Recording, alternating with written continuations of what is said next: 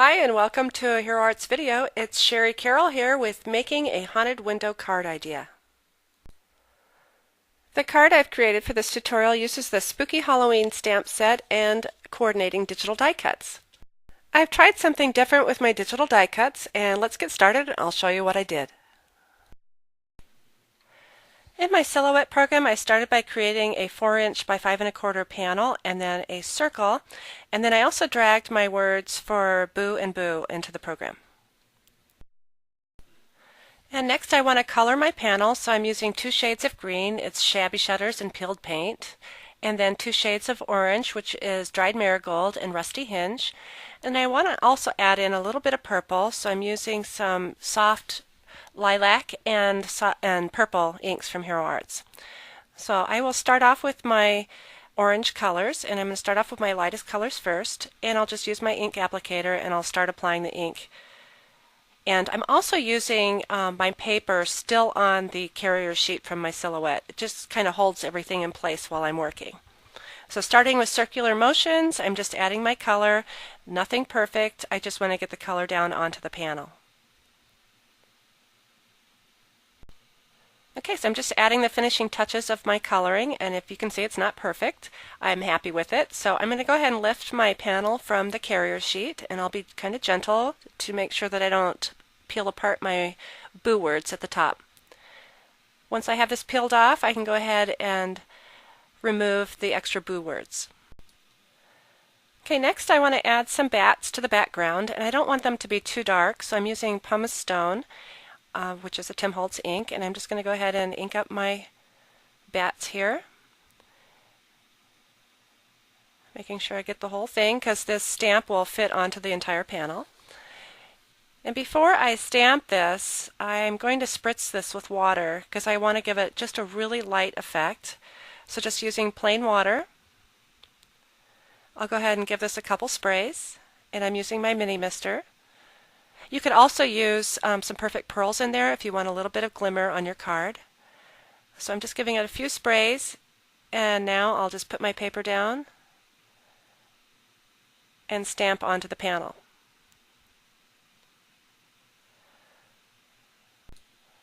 When I'm using a big image, I like to walk my fingers around to make sure that I get a good impression of a large stamp. So now back to my Silhouette die cuts. I'm going to color my little haunted house with some soft lilac ink, and I'm just going to use a makeup applicator and just kind of swirl the ink around.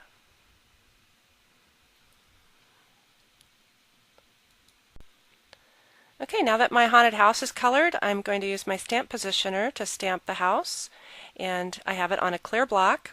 And I'm using Memento ink because it cleans off my stamp positioner sheet really well. So I'm going to go ahead and put the positioner up to the transparent part, go ahead and stamp on,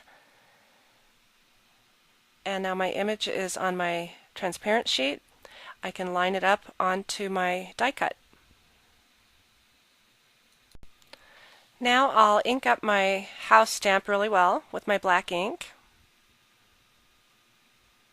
and have that sitting and waiting.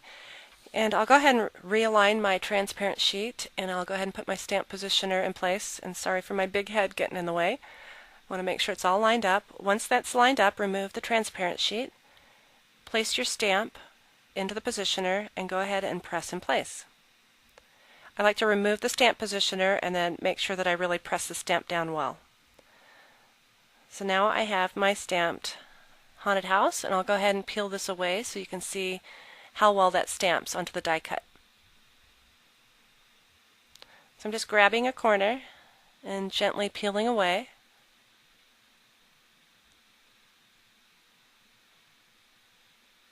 And here's my house. So now I want to tack my card panel onto my card because I want to stamp my boo words. So I'm going to use my adhesive and just put a little bit down in a few spots so that I can peel this back up when I'm all done. And so I'll go ahead and position this onto my card.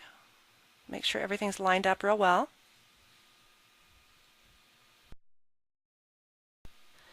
And once I have that lined up, I'll press it in place. And this is a top folding card that I made from an 8.5 by 11 sheet, and I just cut it and scored it. So my boo is already stamped on my transparent sheet from my stamp positioner. And it'll sit on the card like this, and I'll go ahead and put my positioner in place. Before I do that, I want to go ahead and ink up my boo with my black ink. I always like to have that waiting and ready. So once I have that ready, I'll make sure everything's lined up again. And sorry again for my big head. Once that's lined up, I can slide the transparent sheet away and stamp my boo in place by using the positioner. Again, slide the positioner away and give it a good press. Before I remove my panel, I'm going to go ahead and trace my circle here, and then this gives me a guide to go ahead and punch a circle with a larger circle punch. So I also got some ink on here when I was stamping, and I'll show you how I'm going to correct that mistake. So now I'll open up my card, and I have a circle punch here. I want to position it so that it sits a little bit lower than the boo. I don't want that to be showing through on that part. So I'll go ahead and give this a punch. And now I have my window on my card. So this will sit on top, and then I'll put my little house on the inside. Okay, to cover up the ink smudge that I have, I've just grabbed a little bat, and I'll go ahead and stamp this with black ink. And this is from the So Scary Cling set, and I'm just going to go ahead and stamp over my mistake.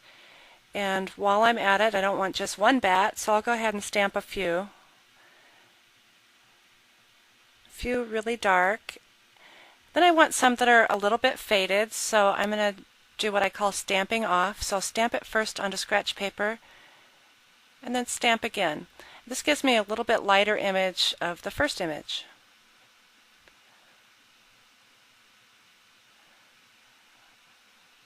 So now I've covered my mistake, and I've added some extra bats. So now I want to add a little bit more depth to my card, so I'm using an ink applicator with Black Soot Distress ink, and I'm just going to go ahead and ink around the edges. So just by using gentle swirls, I'll just go around the edges of this panel.